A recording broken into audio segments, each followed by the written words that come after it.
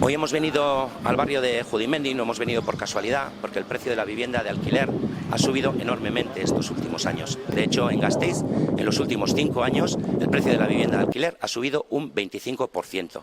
Y el precio que se pide por la vivienda de alquiler libre hoy supera los 900 euros, es la mayor cifra que hemos tenido nunca. Mientras tanto, Vitalquiler acaba de vender 500 viviendas de protección oficial a un fondo de inversión sueco, sin que PSE y PNV hayan dicho nada. Euskal Herria Bildu entiende que el constante crecimiento de la vivienda de alquiler viene dada por una falta de políticas públicas claras y firmes en materia de vivienda. Entendemos que es momento de insertar la problemática de la vivienda en el centro de las políticas públicas y para eso adoptamos unos compromisos. Por un lado, aprobar una ley que ponga límite al precio de la vivienda del alquiler. Por otra parte, crear un parque público de viviendas de alquiler suficientemente dotado para dar respuestas a los problemas que existen actualmente.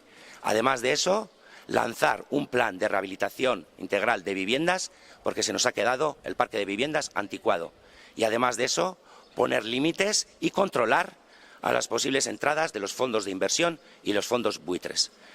Vivimos unos momentos difíciles, pero estos momentos son especialmente difíciles para aquellas personas que sufren la precariedad en su piel todos los días de su vida. Especialmente hablamos de los y las jóvenes y sobre todo de las mujeres.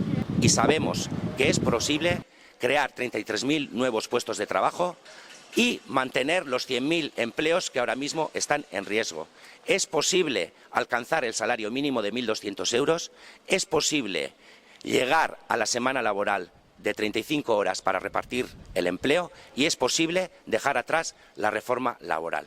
Para todo ello, el 12 de julio hay que hacer una elección. O apostar por quienes nos han traído hasta aquí o apostar por quienes defenderemos los derechos básicos de todas las personas de este país. Es hora de formar un gobierno que tenga el firme compromiso de acabar con la precariedad. Tenemos los planes, tenemos las medidas, pero sobre todo tenemos la voluntad política para llevarlo adelante.